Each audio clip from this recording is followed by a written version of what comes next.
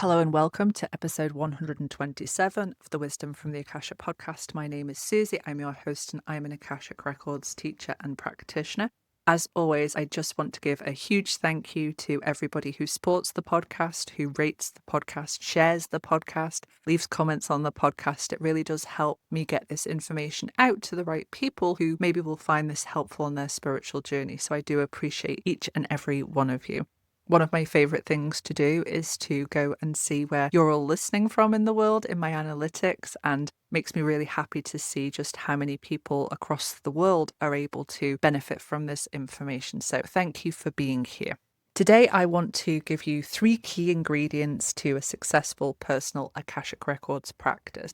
If you don't have a practice yet, I am going to be doing another live level 1 training in September. I'll pop a link into the show notes for that one. If you are feeling the calling to become an Akashic Records practitioner in 2026 and it's part of your plan for 2027 to be using the Akashic Records in your role of service, I'm going to be doing another live level 2 training straight after the level 1 training in September. So September will be level 1 training, and then middle of October we will start level 2.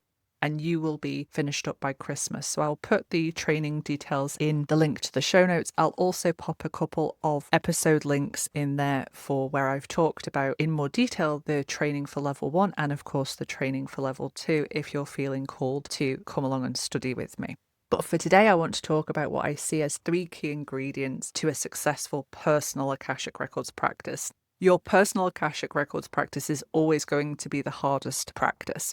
And I say that because we have so much of our ego involved in the process. Bob doesn't like you going into your own Akashic Records. So any practice where you are connecting to your soul, any practice where you are taking the power away from your ego, the ego doesn't like. So this is why when you sit to meditate, when you sit to do your Akashic Records practice, all of a sudden the laundry becomes very important, or you really need to send that email, or did you pay that electricity bill? Because the more time you spend connecting to yourself as an individualized fractal of source consciousness, the less power the ego has, and the ego doesn't like that.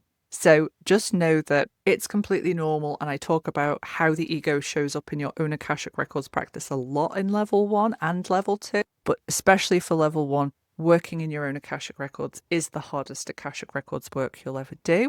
It's also the most beautiful and the most beneficial, and I hope these 3 ingredients will inspire you to really expand your own personal practice.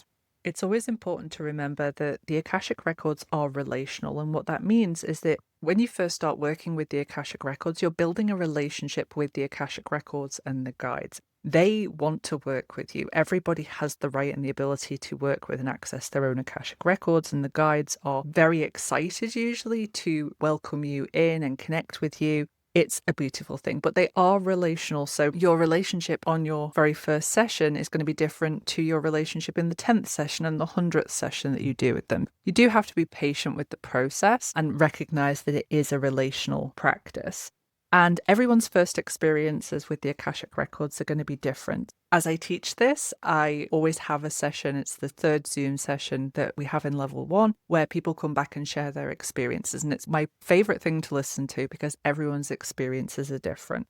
So for some people, they will have guides come forward and they will immediately know who their guides are. For some people, it can be that they receive energetic clearing without even asking. For some, it may be they get really big answers to things, like answers to what is my soul purpose. Everyone's first experience is going to be different. In my last class that I did, we had people who were receiving downloads about light language and receiving energetic activations. It's amazing what's happening with people in their first times. But everyone's first time is different, and it doesn't mean one person is better than another if they receive a certain amount of information. It's just going to be different for everyone. It's about building that relationship that you have. And that relationship that you have with your Akashic Records guides has been there for many lifetimes. So with all of that in mind, let's take a look at these 3 ingredients. And I'm going to do the one that everyone wants to avoid to start with, especially in the spiritual community. And that is consistency. I hate to break it to you, but as with all spiritual practices, consistency is key. I know we all love a quick fix in this day and age, and I know, especially in the spiritual community, we want to just go with the flow and do what we feel like. And I get that, I understand that, and that energy is important to a certain degree. But when it comes to developing or having a practice, consistency is absolutely key. So showing up every day for 10 minutes and going into your Akashic Records is going to be much better for enhancing that relationship that you have with the Akashic Records than, say, just allocating an hour once every 2 weeks. It might sound quite boring, but that consistency is much better. So committing to 10 minutes a day for 30 days, and obviously life happens and you might not have 10 minutes one day, and that's okay. But having a consistent practice is not only going to help you build that relationship, but it's going to help you be able to hold that frequency and get a feel for the different ways that the Akashic Records are going to be working with you and delivering information to you. So at the beginning of your practice, your personal practice, what's happening is the Akashic Records guides that you're working with are really finding out the best ways to get information to you, how you're best able to receive. So by going in on a regular basis, you're going to start strengthening that internal navigation system, that ability to receive, and also just showing the Akashic Records, look, I'm dedicated to this process and this relationship, and I'm doing my part. Number 2 is curiosity. So consistency number 1, curiosity number 2. And this is a really hard one to keep going the more that you have a personal practice. So what happens is over time, you're going to have expectations because you're going to have done certain practices, you're going to have had certain experiences, and then curiosity is going to wane.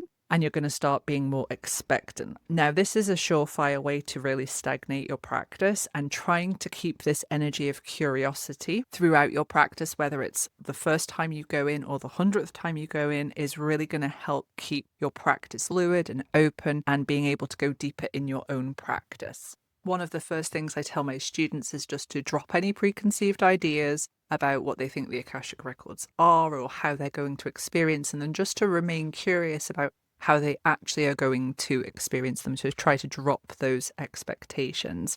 And another way to keep the curiosity alive as you're doing your practice is to go in with different types of questions. Ask big picture questions like, what is my soul purpose? What is my mission at this time? What aspect of my soul purpose is my soul focused on at this moment? But also ask day-to-day questions. What spiritual practice is best going to support me today? How can I adjust my diet perhaps to better support my spiritual development? You ask lots of different things and see what different types of information comes through, and be curious about how you're going to receive these. Consistency number 1, curiosity number 2, and number 3 is an openness. So this goes hand in hand with the other 2. And this is about you being open to receive the information. So not going in with preconceived ideas about what you believe the answer to be. So not only being able to receive information, but also receiving any energetic adjustments and activations that the Akashic Records have for you. Akashic Records readings is a form of channeling that you're going to open up and you're going to receive in from the Akashic Records. And sometimes what happens when you first go in is the very first thing that can happen is different energetic adjustments and clearing and activations happen to make it so that you're going to be able to receive in a more open way. If you have fear around receiving information or fear around opening yourself up to receive these activations, then that's going to stagnate your process as well. So be open to it and trusting in the process and trusting in what's happening for you and that it's right for you. So trusting that whatever you need to receive in those first few sessions, or in any session for that matter, is exactly what you need to receive at that time. So these 3 key ingredients, curiosity, openness, and consistency, are important. And I just wanted to offer you a few tips for those of you who are maybe doing some practice on your own or just getting started. Some tips to help you get started and to make use of these practices of consistency, curiosity, and openness. So number 1 is really take stock of what is going on with you before you set your intentions for your Akashic Records practice. So for example, are you having a lot of emotions coming up? You may have had a really busy day. You may have had something happen in your day. So take stock of that and just give yourself 5 minutes to allow those emotions to arise, to allow them to move through, and just settle the energy down before you go into your Akashic Records practice. Number two is, okay, maybe you don't have lots of big emotions come up, but maybe you have a very busy brain. And this is where the practice of brain dumping is really helpful. So this is making time, again, before you're even setting your intentions for your practice, to just make a note of everything that's going on in your head, including, I need to buy milk. I didn't send that email. Oh, I've got to buy socks for my child. Whatever it is, just make a big note of everything that's going on to try and calm that mental activity down a little bit so that you're going to be more receptive. You taking the action and putting that information onto a piece of paper is signaling to the brain, look, I haven't forgotten about it. It's just I don't want to be thinking about this right now. And then the third tip is pay attention to how your ego, so how your Bob, is going to show up as resistance. So the ego, as I said earlier, doesn't like any practice that helps you to break away from or to see through the illusion of separation and remind you of your divinity. And that's exactly what the Akashic Records and practicing the Akashic Records is going to do. So just pay attention to the different ways he's going to show up. The ego is going to show up differently for everyone, and that's okay, but just see how it shows up. So that might be resistance to consistency. So resistance to sitting down for that 10 minutes that you've allocated. It could be that you have this little narrative saying you're not good enough to do this, or last time you went in, you didn't really receive much information. So maybe you're not cut out for this. So just pay attention to how the ego is operating and providing that resistance. And then, of course, see it for what it is. It's egoic resistance. It's the ego not wanting to lose that bit of control and that bit of power and to try and stop you. So see it for what it is and say, okay, thanks, Bob, for your input, but I'm really not interested and I'm going to go and do my practice anyway.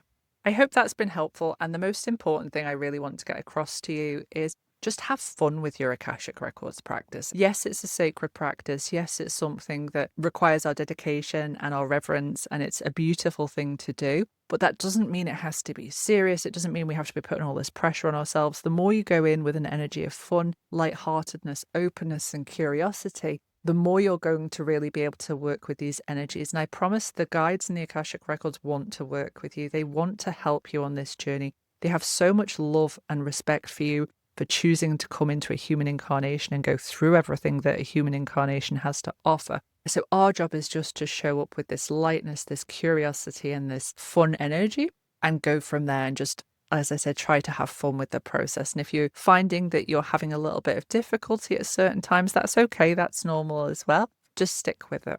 If you haven't yet started your Akashic Records adventure, I, of course, would love to see you in class in September. And if you have any questions about the class, just drop me an email and I'll be sure to send you a response.